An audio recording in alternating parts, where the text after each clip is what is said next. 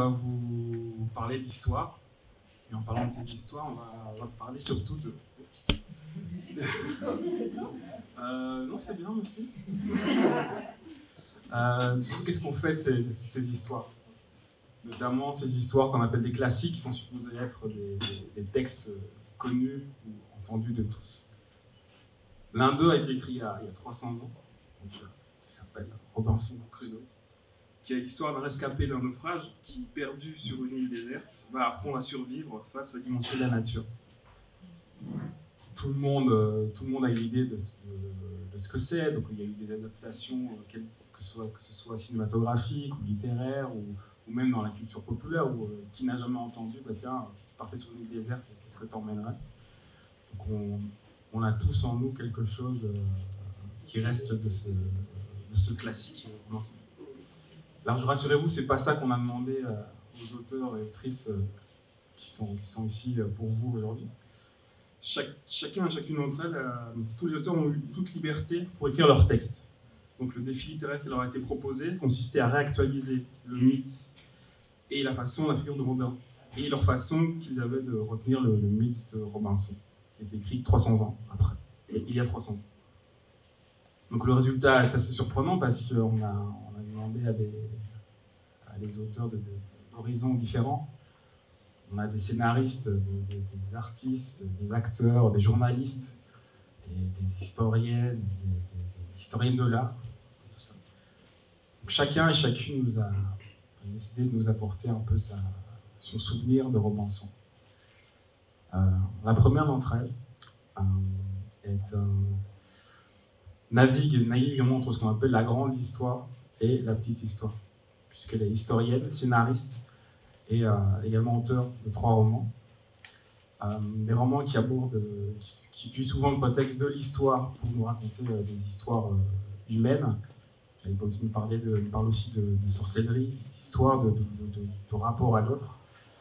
Et cet auteur s'appelle Emmanuel Pirots, et il va vous lire et vous dire la dernière de ces histoires, qui s'appelle Sibylle.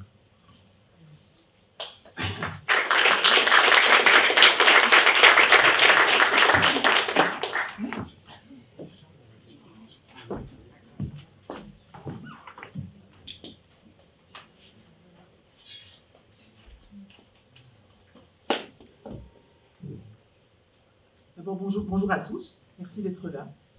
Je vais donc vous lire une nouvelle qui s'appelle Le chant de la Sibylle.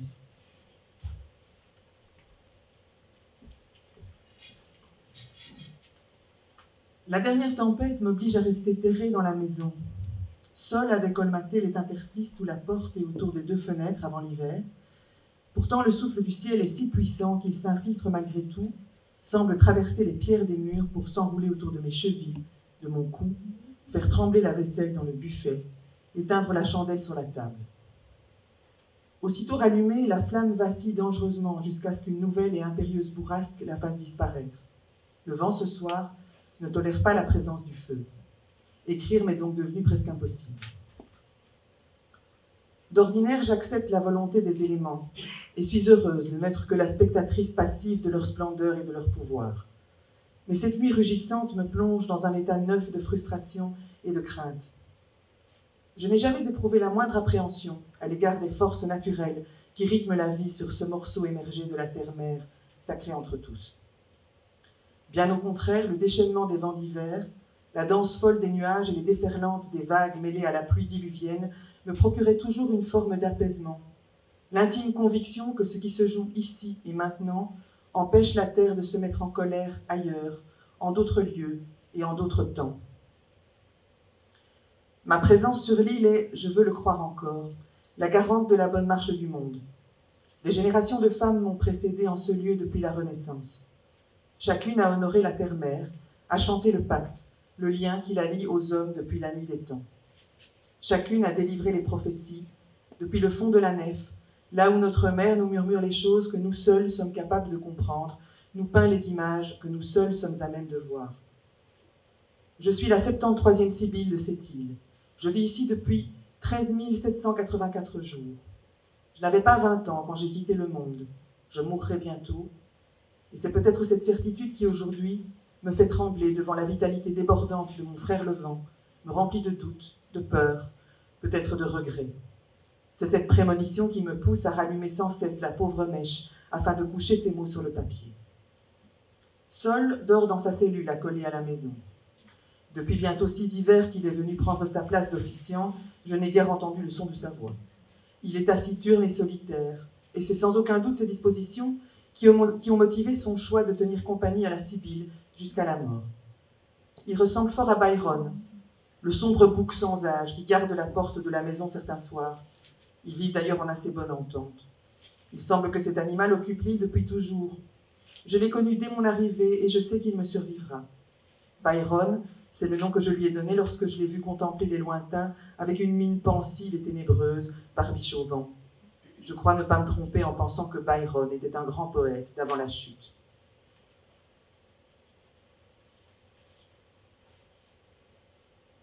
Il m'est arrivé de voir la silhouette de Byron sauter d'un rocher à l'autre dans l'entrée de la nef, la grotte des oracles, aussi haute et profonde que les cathédrales du vieux monde. La mer la pénètre sauvagement jusqu'à son cœur, y explose en gerbes tonnantes. Je ne sais pas comment l'animal peut bien descendre jusque-là. Les côtes de l'île sont partout hérissées de gigantesques orgues de basalte noir qui plongent depuis des hauteurs vertigineuses dans l'océan houleux. Pas de plage, ni de sentier menant aux rochers qui affleurent l'eau, juste ces immenses colonnes hexagonales juxtaposées d'un noir d'onyx qui encerclent l'île à la manière d'un bouclier. L'accès aux 3 grottes se fait par des tunnels creusés dans le sol que le bouc ne peut emprunter car ils sont fermés par une porte. Et pourtant, Byron circule partout à sa guise. Les animaux sont un grand mystère, qu'il ne faut jamais sous-estimer. Je me demande souvent si mes frères humains ne recommencent pas à l'oublier. Mon précédent officiant, Chan, était moins robuste que Sol, de corps et d'esprit. Il était doux et d'humeur joyeuse, aimait follement les histoires. Il est mort encore bien jeune, d'une mauvaise pneumonie. Je l'ai veillé jusqu'à son dernier souffle. Il avait perdu la raison depuis longtemps déjà et me racontait des choses étranges qu'il prétendait être des souvenirs du temps d'avant la chute, du temps où la terre hurlait de douleur sous les coups des hommes. Il me parlait du terrible hiver de 3 ans sans soleil, de la planète qui tentait de se débarrasser de notre espèce, soignait ses plaies et faisait peau neuve. Il évoquait celle qui détenait le livre disparu, seule sur son bout de terre, au milieu des flots, réapprenant les gestes de la survie, accueillant d'autres naufragés, les menant sur la voie de l'espoir et de l'humilité. J'étais troublée, car les mots de mon compagnon sonnaient vrais, beaux et effrayants, comme ceux qui traversent mes lèvres pour être délivrés aux visiteurs depuis le fond de la nef. L'esprit de Chan avait-il voyagé dans ces temps très anciens et était-il revenu tout rempli d'images et d'impressions? Nous, femmes, pensons que les hommes ont perdu le don. Peut-être nous trompons-nous. Il y a tant de mystères et nous sommes si pétris de certitudes. À nouveau. Je n'avais pas 4 ans quand on m'a inscrite à l'école de celles qui voient. On décèle notre talent très tôt et jusqu'à ce que nous soyons des femmes, ce qui équivaut à 3 années écoulées depuis le premier sang menstruel, nous apprenons à comprendre, à apprivoiser, à faire grandir ce don. C'est parmi nous qu'est choisie la Sibylle. Qu'ai-je besoin d'expliquer tout cela? Mes cahiers iront rejoindre les centaines d'autres écrits ici même par mes sœurs mortes et à présent rangés sur les étagères de la grande bibliothèque de l'école. Ces textes ne seront accessibles qu'aux jeunes filles qui se préparent à rejoindre l'île. Il semble que tout ce qui faisait la richesse de notre enseignement se tarisse, la diversité des sujets et des approches, l'absolue liberté de parole, et même ce qui est le fondement de nos croyances, l'amour et le respect du vivant. C'est ce que je devine d'après les questions que me posent ceux qui me consultent. Parfois, je me surprends à mettre en doute l'immuable ordonnancement du monde que nous avons reconstruit, et à imaginer que tout bascule de nouveau, que les règles changent, que les lois et les croyances sont contestées, que les humains recréent le chaos pour explorer d'autres chemins. Voilà 3 printemps que personne n'a accosté sur l'île. Pendant des années, je rendais les oracles 2 fois par an. J'ai des visions confuses et inquiétantes, et je me demande si ce sont des appréhensions très personnelles ou des messages que m'envoie ma mère la Terre, afin que je les offre à ses fils et à ses filles humains. Je ne le saurai qu'à la prochaine visite, s'il y en a une, lorsque la mer acceptera de transporter à nouveau le bateau jusqu'à moi. Vers la fin du jour, les consultantes munies de torches débarqueront à marée basse, gagneront l'entrée de la grotte et emprunteront le chemin étroit et dangereux qui longe l'eau et s'enfonce dans la nef. Là, j'aurai jeûné 3 jours et 3 nuits, en sommeillant sur les grandes pierres plates et humides. Je ne me rappelle jamais ces moments avec précision. Je ne m'appartiens plus alors, je suis tout à la terre, je suis elle et elle est moi. Seul compte cette union sacrée. La nuit touche à sa fin, Les ténèbres s'éclairent déjà faiblement au sommet du cairn de pierre où nous rangeons la tourbe, la réserve de pommes de terre et la viande fumée. Il est temps que je sorte.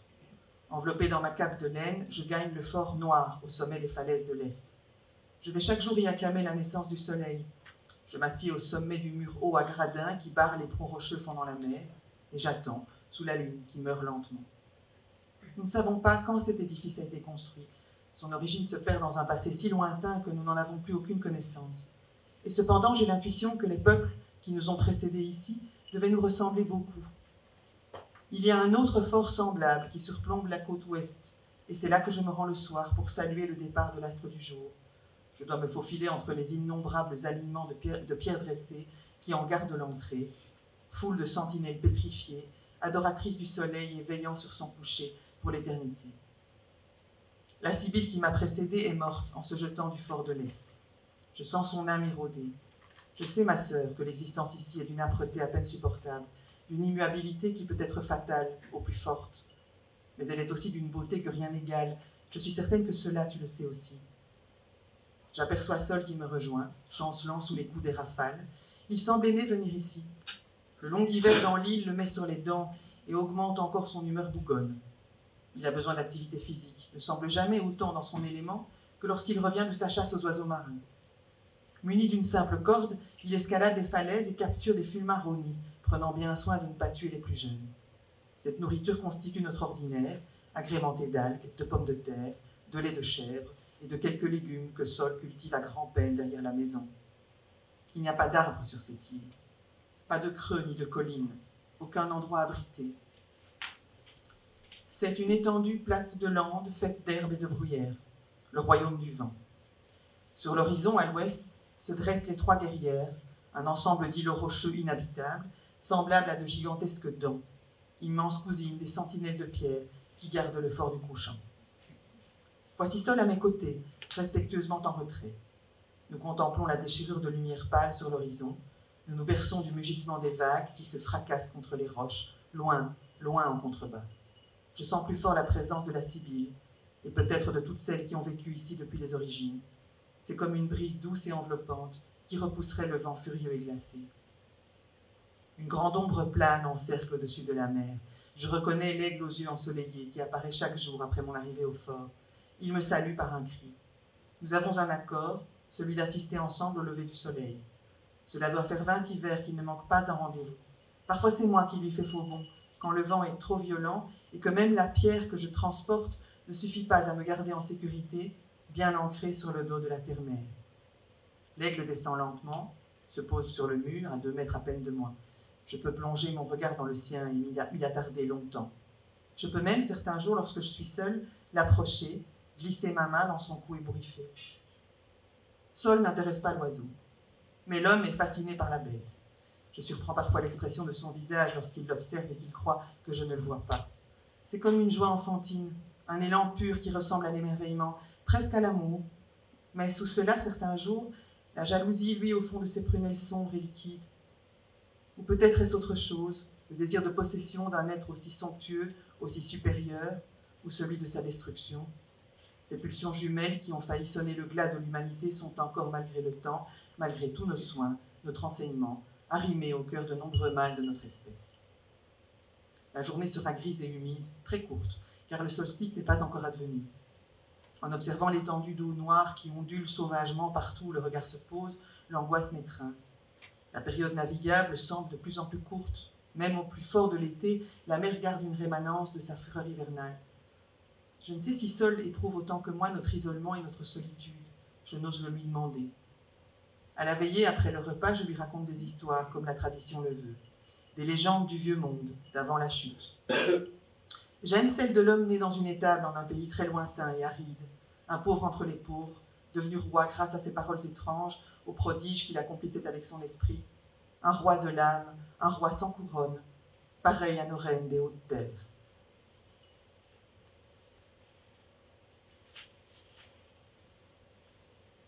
Mais Sol préfère les récits d'autres maîtres du monde, de ceux qui ont possédé des trésors et des empires, comme ce roi Soleil qui faisait transporter des bateaux entièrement recouverts d'or à travers les montagnes enneigées pour son bon plaisir, pour le sentiment de beauté que cela lui procurait.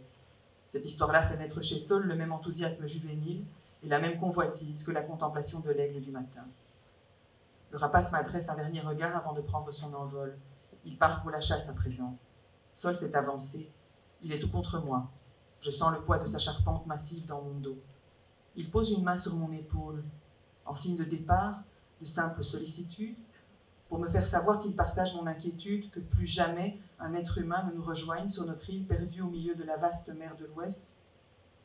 Au loin, les trois guerrières voilées d'écume semblent se déplacer au rythme de la houle et venir vers nous, tels d'immenses vaisseaux fantômes. L'image me décide. Cette nuit, je me rendrai dans la nef, où j'attendrai une vision. Saul sera autorisé à m'accompagner au cœur de la terre et à recueillir la prophétie. Peut-être celle-ci ne fera que me confirmer ce que je devine. Alors viendra le temps de l'infinie patience, du grand calme et de la vie pour elle-même, avant le retour en terre. Merci.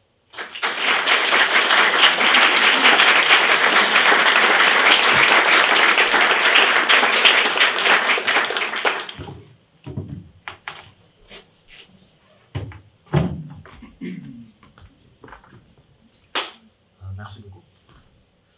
La prochaine inspiration. Oui, le discours. Peut-être juste. Il faut attendre que ça sèche. J'ai même pas le éclairage.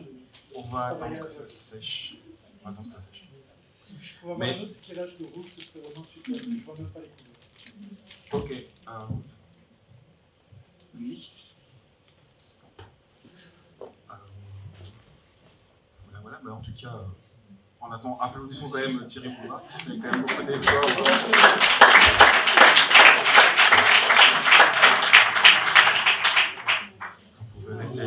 Vous verrez ses inspirations dessinées dans quelques minutes.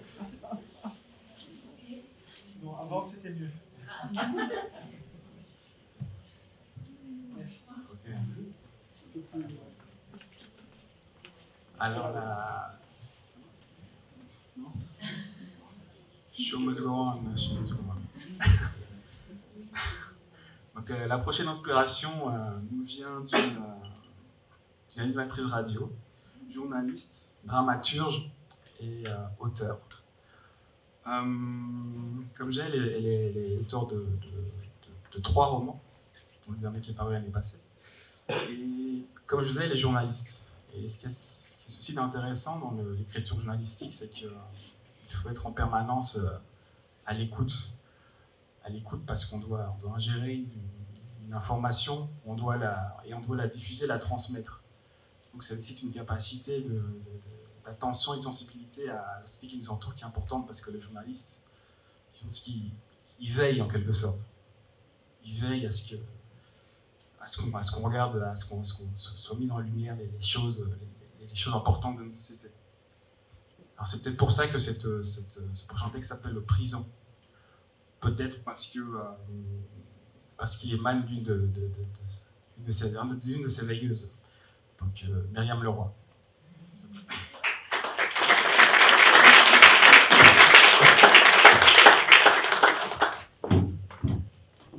Bonjour, je ne suis l'autrice que d'un seul roman, plus modeste. Il y a 2 livres, il y a eu du papier qui a été imprimé. Ça s'appelle donc Prison. Ça lui avait pris comme ça, un soir où il avait un peu bu. Alors qu'il se brossait les dents de la main droite, il tapotait l'écran du téléphone de la gauche. 3 notifications étaient apparues. Caroline voulait savoir s'il était bien rentré. Nicolas qui n'était pas d'accord avec son dernier poste sur l'accueil des migrants, le traité de Collabo. Et une paire de fesses inconnues lui parlait en russe. Il se mit au lit, avala un Xanax, cliqua sur la flèche en haut à droite et supprima son compte Facebook. Il fit de même avec Twitter, non sans un pincement. Depuis 10 ans, les réseaux sociaux lui tenaient lieu d'agenda, de revues de presse, de carnet d'adresses et de messagerie. Il immergea son téléphone dans un verre d'eau, regrettant soudain de n'avoir plus rien à disposition pour prendre une photo de cette nature morte d'un genre nouveau. Mais comme il avait donc un peu bu, quelques minutes plus tard, aidé par le Xanax, il n'y pensa plus. Il sombra dans un sommeil épais, sans rêve, comme une anesthésie, et quand il se réveilla, il prit seulement conscience de ce qu'il avait fait. Son abdomen fut secoué d'un spasme. Il se rappela aussitôt l'incendie qui avait ravagé sa maison quand il était petit et du sentiment qu'il avait alors étreint. C'était le même que celui qui lui vrillait les intestins ce matin, celui d'avoir tout perdu. Robin était seul à présent. Disparus les collègues, les cousins, les inconnus. Il n'y avait plus personne alentour. Les nouvelles du monde et leur vacarme s'étaient tues. La veille, au dîner, il avait devisé avec ses amis de cette prison d'agrément imaginée par une femme coréenne qui cherchait une expérience d'isolement bienfaisant. Caroline fantasmait sur cette perspective, se soustraire aux sollicitations, se retirer un temps, délivré de l'incessant bruit de fond intérieur des machines. Robin préférait l'idée d'un hôpital, mais d'un bel hôpital, en chambre privée. Pourquoi pas une clinique à la montagne? Oui, pourquoi pas une thalasso, au fond, avaient ironisé les autres. Mais oui, pourquoi pas? Une cure, en tout cas, de silence et de tranquillité. Et dire que quand on pense au paradis, on imagine une île déserte bordée d'eau turquoise, alors que le paradis, c'est peut-être juste une cellule à barreaux, une geôle, un trou, un clou, c'est peut-être ce qu'on croyait être le pire. À table, ils avaient ensuite évoqué ces centaines de milliers de Japonais qui disparaissaient chaque année. Les convives avaient vu des documentaires et lu des articles. Il y avait même eu une pièce. Xavier, qui était déjà allé au Japon, ne comprenait pas ce désespoir, cette fuite. C'était si beau, le Japon. Oui, mais c'était si dur, le Japon. C'était une société où perdre la face revenait pour ainsi dire à mourir, avait précisé Ludovic. C'était une culture où l'on n'était défini que parce que les autres disaient de nous, et cette définition était insoutenable pour certains. Ces gens s'évaporaient, avait songé Robin, rêveur, comme l'eau chaude d'un onsen. Il avait visualisé les volutes, la dentelle de brouillard, et il avait trouvé ça beau. Les premiers jours, sans Facebook et sans Twitter, son pouce avait cherché avec frénésie une application à ouvrir, une missive à dépioter, une invitation à honorer. Mais rien. Il n'y avait rien. Robin savait qu'il subsistait un monde au dehors, mais celui-ci ne le concernait plus tellement. Sa rumeur, même étouffée, ne lui parvenait pas. En quittant les réseaux sociaux, c'était comme si Robin avait perdu la liaison avec le continent. Sa radio était morte, aucun signal ne lui parvenait à présent. Il avait appris la mort de ce chanteur célèbre 24 heures après les moins connectés de ses amis et ignorait toujours, 3 semaines après la révélation, que Sabine se présentait aux élections. Ces informations ne lui étaient sans doute pas essentielles, pas comme l'annonce d'une attaque nucléaire ou d'une grève des transports publics, par exemple, mais d'un point de vue conversationnel, Robin se sentait de plus en plus démuni. Il ignorait tout de ce fait divers révoltant qui mobilisait l'opinion publique. Il n'avait jamais entendu parler de ce harceleur notoire que la presse venait de faire tomber. Il n'avait plus vraiment d'avis sur rien, si ce n'est sur le temps de fermentation idéal du yaourt. Car Robin faisait maintenant son propre yaourt, ses propres confitures. Il râpait même ses légumes pour les mettre en bocaux. Et plus le temps passait, plus il se rendait compte qu'il finissait par préférer la compagnie silencieuse d'une carotte à celle de ses proches. Mais ce n'était rien, rien à côté de celle de Taine, le jeune épagnol qu'il venait d'adopter et auquel il portait, avec surprise, une affection violente, presque douloureuse. Robin avait déjà aimé des femmes, bien sûr, mais la saccade qui l'ébranlait quand il entendait le toc-toc-toc de la queue de Taine sur le chambranle de la porte à son arrivée dans la pièce lui paraissait bien plus émouvante que tout ce qu'il avait pu ressentir pour quiconque auparavant. Observer l'animal s'ébrouer sous la première neige lui avait tiré des larmes. Robin n'avait pas de télévision, pas de radio, et n'en ressentait nul besoin.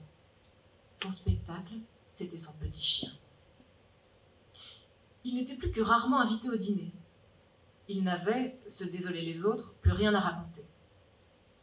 Robin était pourtant d'une rare érudition sur les yaourts et les chiens, mais les gens qui s'intéressaient à ce point aux yaourts et aux chiens ne couraient pas les rues, et quand par hasard Robin croisait un père, il s'avérait que celui-ci était accompagné d'un vilain cortège de haine venimeuse.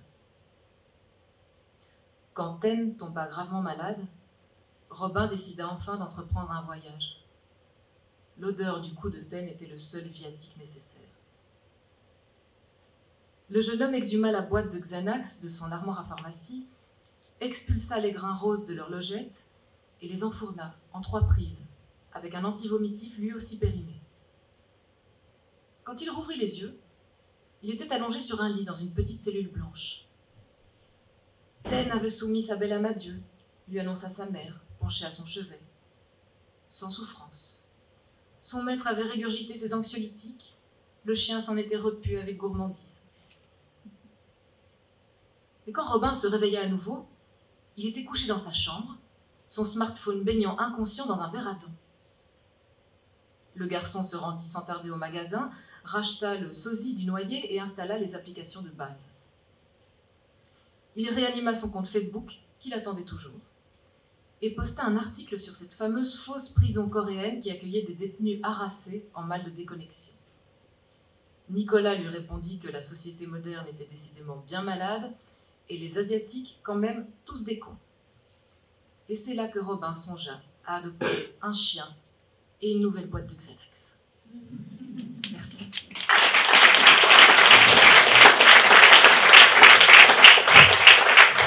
De desserrer un peu la mâchoire, de tenter un sourire vers Saint-Pierre le videur, de s'égratigner la ferté, de courber l'échine, souligner son appartenance à la Ligue des losers en montrant patte blanche.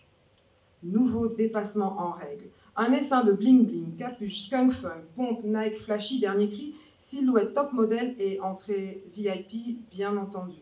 Foiré. Certains que la salopette bleue a beau être de chez Diesel, l'ensemble avec des campeurs brunes et le chapeau marin, ça fait un peu cheap. Ouais, c'est vrai, après tout, c'est une soirée électro-trash branchée, pas le bal du 1er mai des métallos de la FJTD. Eh, tu rêves ou quoi? Qui, moi? Bah ouais, toi. Mario Bros. Tu rentres ou je te laisse poireauter dehors? Saint-Pierre a parlé. Il écarte d'un geste savamment étudié le cordon de sécurité et les laisse passer le mépris à l'œil. Vite, vite, avancez. Derrière 3 gars qui ont cru bon de venir avec des t-shirts noirs estampillés Nick Vuitton en Arial 36 blanc sur le torse. Cheap de chez moins cher. Mais bon, tout arrive. Ça doit être le quota bonne conscience, la promo intersectionnalité du Paria Club. Depuis l'entrée, on aperçoit la salle immense, la fosse, et au bout de celle-ci, une scène surélevée, à 2 mètres du sol. Sur l'avant, une myriade d'ampoules roses clignotantes forment 2 lettres. PC. PC comme... Parti communiste? People of Color. Ou Paria Club. Ouais, mais bon, il faut d'abord payer son entrée. 15 €. 15 putains de bordel de merde d'euros l'entrée. On boit dans des calices en or ou quoi ici? La nana à la caisse, assise près d'un hachoir à viande, prend les sous et plaque rageusement le tampon sur les avant-bras. Passage obligatoire au vestiaire, payer 3 € supplémentaires pour déposer sa veste au milieu de 400 autres et se faire garder ses affaires par un cum qui bouffe un steak pas cuit. Puis, enfin. Le Paria Club.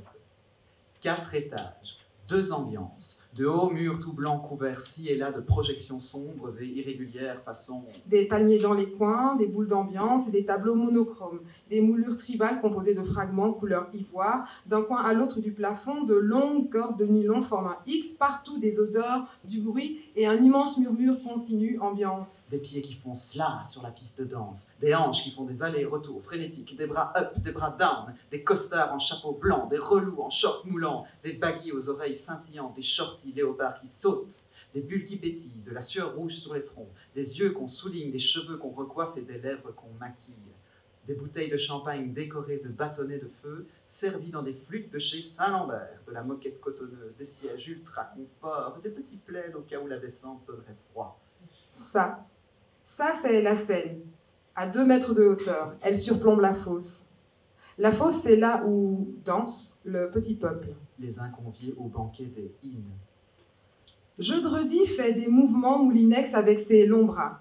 Doigts écartés, genoux pliés, son corps s'élance sur le parquet, s'affale dans un grand écart spectaculaire, revient en walking, parcourt les 9 mètres qui le séparent de la scène en hauteur, impressionnant de grâce. Il fend la foule, vogue et ne pense plus à sa salopette élimée. Bien que accroupi, ses gestes sont fermes, à la fois physiques et maniérés. Il est un tout, une extrapolation du masculin et du féminin, un écrin de stylitude jamais encore observé, une autodérision si gracieuse que des nuées de chérubins fessus tout droit venus du ciel semblent accompagner sa danse en soufflant dans des clairons dorés. Quand soudain,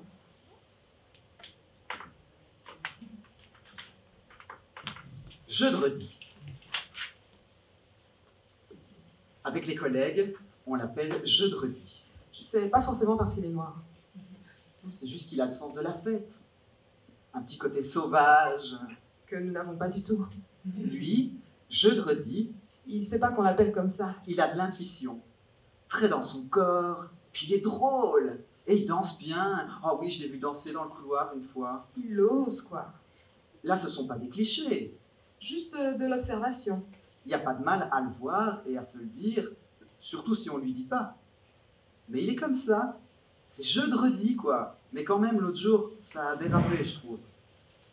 Après le lunch, il est revenu au bureau avec un sac de shopping, normal.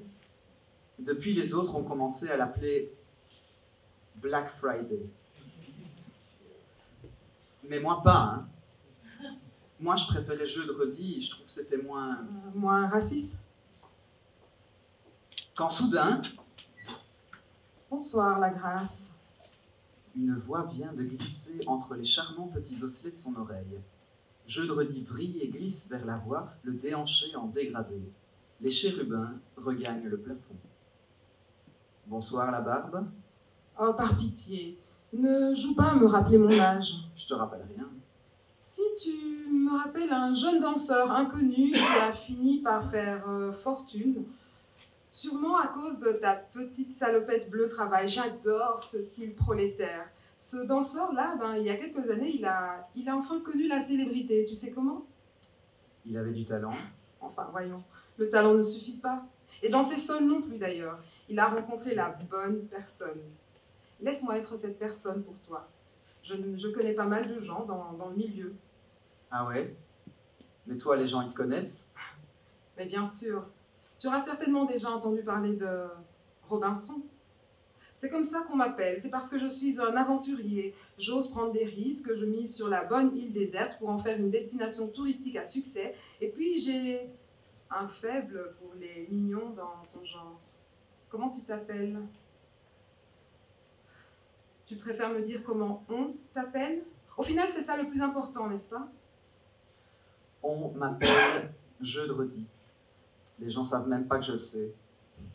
Moi, ça me fait rire. Jeudredi? Jeudredi, le début du week-end avant son commencement. J'adore. On dirait que je t'ai rencontré juste au bon moment, juste avant...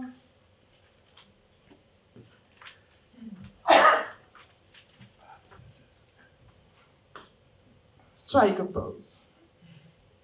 La musique est la même pour toi et moi. Les mêmes battements sourds qui me rappellent à moi les sons inégalés d'une caisse Pearl ou Yamaha. Et à moi le tam-tam ou le djembé selon que l'on assigne mes écoutilles au nord ou au sud du Sahara. C'est ainsi. Du moins ainsi d'après ce qu'en disent les esthètes de la culture binaire. Parce que, bien entendu, nos mélanines absentes ou présentes seraient ce qui fait de toi le dépositaire des arts classiques. Et toi, le réceptacle de l'art nègre primitif, premier, voire primaire. Il y a les arts du ghetto et ceux de la racine, Les œuvres de la matrice et celles qui siphonnent les lieux communs. d'après les esthètes de la culture binaire. C'est que nos expressions, quelles qu'elles soient, sont gardées par d'autres. Ceux-là même qui éclairent les contradictions. Mais qu'à cela ne tienne, car il y a le charme et le bruit des fantômes absents de l'Abéja et Dupuis, dont les robes dorées claquent entre nos deux mondes. Boum, boum, strike a pose. Boum, boum, strike a pose. Boum, boum. Hit a pose. Il y a la chaleur du soleil qui rougeoie derrière tes paupières fermées. Il y a l'émotion faussée de ce que tu crois être le rythme de nos peaux et de ton corps dégingandé. Et il y a nos orteils qui emprisonnent les milliers de grains de sable échoués sur le bitume de la ville-île, un îlot désacralisé par la confusion des genres. Il y a nos bras qui fendent l'air et qui racontent à eux tout seuls l'histoire de nos luttes partagées, consommées, appropriées. Il y a nos mains dont les doigts pointent l'horizon comme un moulin.